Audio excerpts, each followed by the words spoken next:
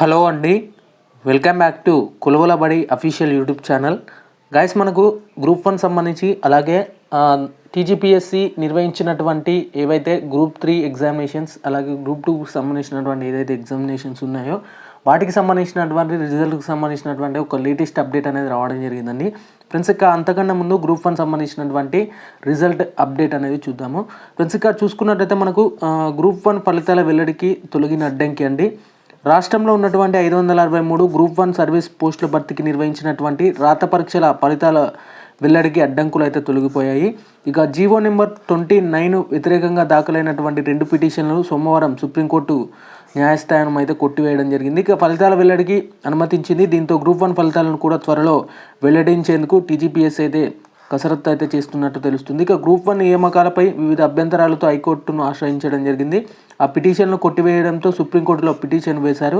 తాజాగా గ్రూప్ 1 ఫలితాల వెల్లడికి అడ్డంకిగా మారినటువంటి పిటిషన్ను కొట్టివేయడంతో తెలంగాణ రాష్ట్రం ఏర్పాటైన తర్వాత 11 ఏళ్లకు తొలిసారి గ్రూప్ 1 నియామకాలు జరగనున్నట్లు కూడా ఇక్కడ లేటెస్ట్గా అప్డేట్ అనేది ఉండడం జరిగింది. ఫ్రెండ్స్, ఇక రిజల్ట్ సంబంధించినటువంటి అప్డేట్ మనం క్లియర్గా గమనించినట్లయితే ఈ నెలాఖరులోపు గ్రూప్స్ ఫలితాలకు సంబంధించినటువంటి అప్డేట్ అనేది రావడం జరిగిందండి.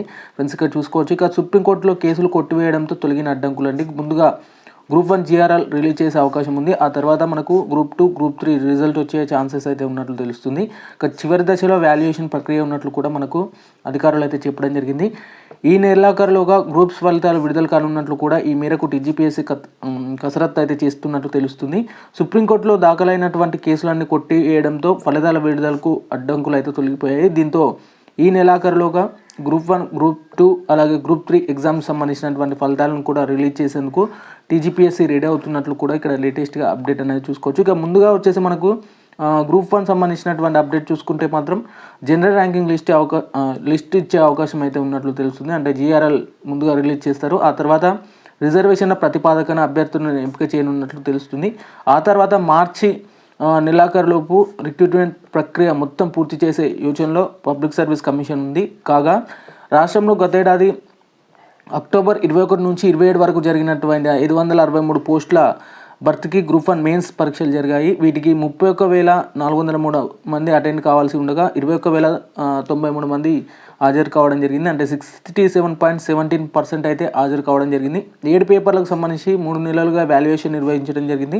ప్రస్తుతం వాల్యుయేషన్ ప్రక్రియ వచ్చేసి చివరి దశలో ఉన్నట్టు తెలుస్తుంది. ఇక 2-3 రోజుల్లోనే మనకు GRL లిస్టులు రిలీజ్ చేసే అవకాశం ఉన్నట్లు తెలుస్తుంది.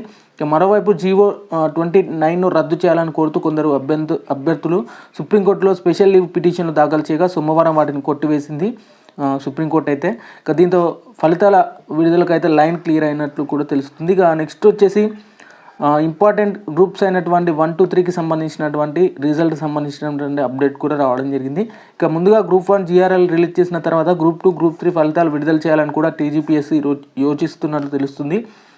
తాజాగా గ్రూప్ 1 GRLలోని ర్యాంకులను బట్టి ఆ అభ్యర్థులకు ఏ సర్వీసులో ఉద్యోగాలు వచ్చే అవకాశం తెలుసుకునే ఛాన్స్ ఉంది.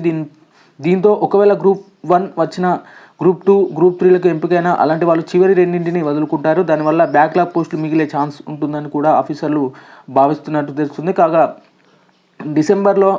గతేడాది డిసెంబర్లో 723 పోస్టుల భర్తీకి గ్రూప్ 2 పరీక్షలు జరగగా 2,51,486 మంది అంటే 45.57% మంది హాజరు కావడం జరిగింది. ఇక గతంలో నవంబర్ 1,363 గ్రూప్ 3 పోస్టులకు 2,69,483 మంది పరీక్షలు రాశారంటూ కూడా ఇక్కడ క్లియర్గా ఒక అప్డేట్ అనేది మనం చేసుకోవచ్చు.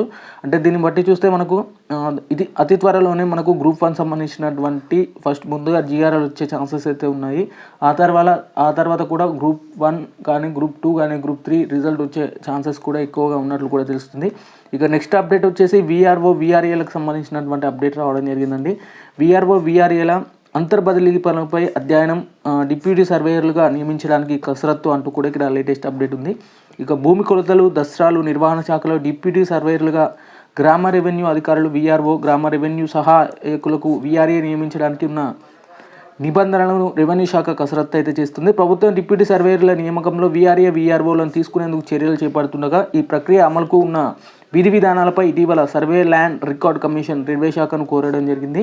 Survey and land records subordinate service rules 2001లోని ఏ నిబంధనల ప్రకారం వారికి తీసుకోవచ్చా, అలాగే ప్రస్తుత ఇతర శాఖల్లో పనిచేసే వీఆర్ఓ వీఆర్ఏలకు ఏ విభాగం నుంచి డిప్యూటేషన్ సర్వే విభాగానికి తీసుకోవచ్చా, అంతర్బదిలీల రూపంలో ఒక విభాగం నుంచి మరొక విభాగానికి బదిలీ చేసి డిప్యూటీ సర్వేయర్లుగా నియమించేందుకు కూడా విధానపరమైనటువంటి నిబంధనలు ఉన్నాయా అనేది కూడా అధ్యయనం చేయాలంటూ అధికారులను రెవెన్యూ శాఖ ముఖ్య కార్యదర్శి నవీన్ మిట్టల్ గారు తాజాగా ఆదేశించారు.